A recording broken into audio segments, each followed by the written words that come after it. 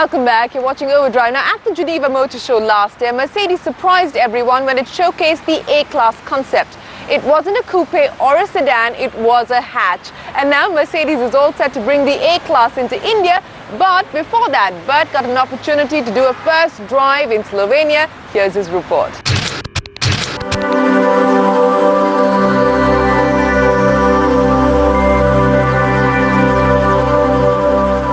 This is the all-new Mercedes-Benz A-Class, and it's a very, very important car for Mercedes because it's a key volume segment player. Now, this car is coming down to India, and in what I can only term as a very bold move. This very good-looking, sporty, luxurious and premium car is going to come down as a hatchback. I so desperately wanted to succeed because that will set off a wave of premium luxury hatchbacks in the country, I'm sure. But let me tell you more about this hatchback.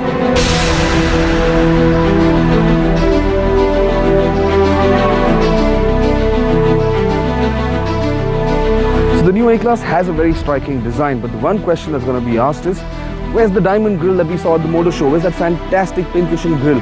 Well, this is the traditional design which will come on all the other variants, but the AMG Sport variant, now that is the only variant that will get that very, very stunning diamond grille.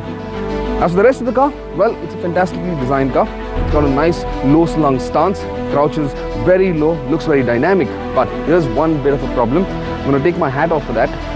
And, well, if you try to get inside this car, yes, because it's crouched that low, ingress is going to be a bit of an issue. And as you can see, I've taken off my hat and, well, I'm going to get a few lumps over there.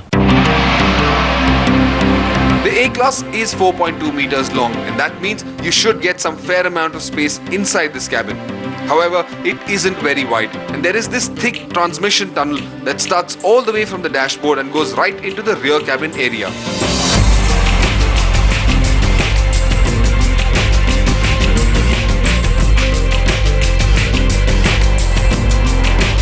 This is a very, very stylish cabin.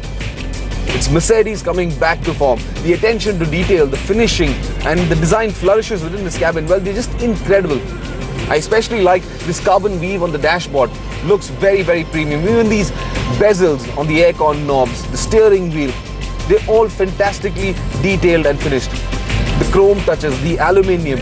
It's a very youthful, a very energetic cabin, and that makes me feel good about driving this car.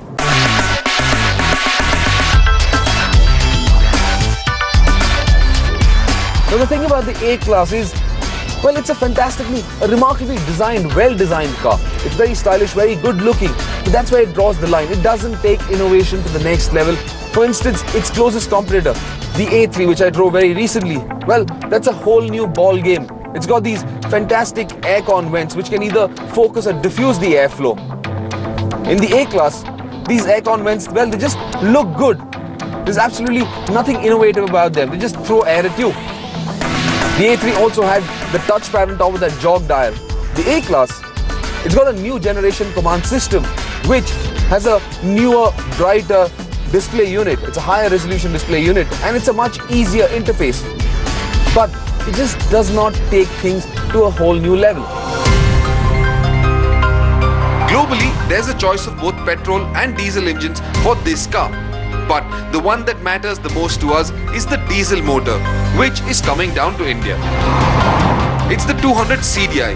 It's got a 1.8-litre direct injection 4-cylinder engine. It makes 136 horsepower and 300 Nm of max torque. It is a very strong performer.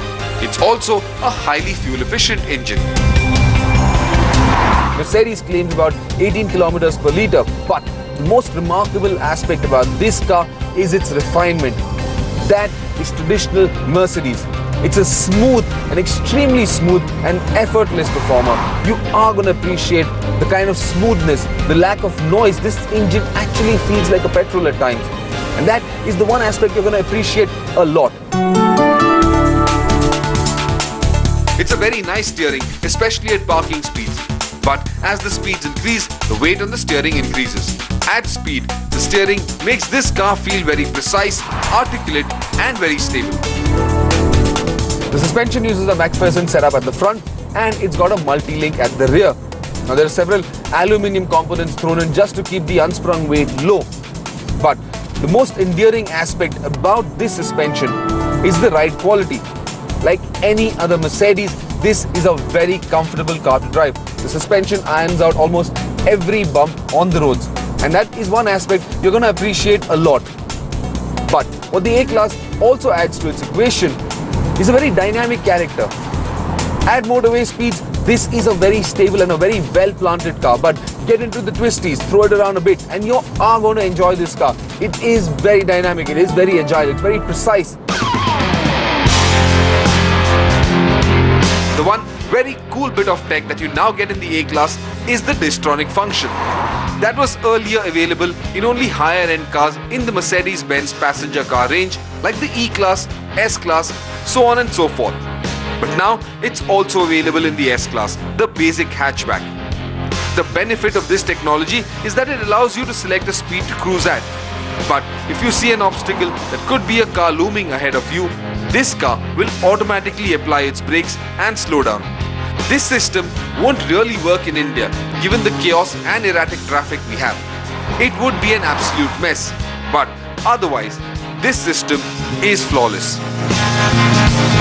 Mercedes wants to offer the A-Class in 2013, which gives them time to set up a vendor and component supplier base, as well as expand their network to cater to the demand.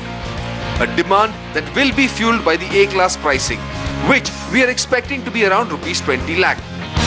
It will be the cheapest premium luxury car available in the country, with the 3-pointed star standing upright at the front, sweetening the deal even more. Well, with the A-Class, Mercedes will be able to plug a lot of the gaps that it has in its Indian portfolio, and of course not to mention the B-Class, which comes in early next month. But is this going to be enough for Mercedes to reclaim lost ground? Remember, it's struggling at the number 3 slot. But on that note, it is time for us to wrap up Overdrive. As always, catch the highlights of our show on our YouTube channel. Stay in touch with us on Facebook and Twitter. Till next week, from the entire team, goodbye and thanks for watching.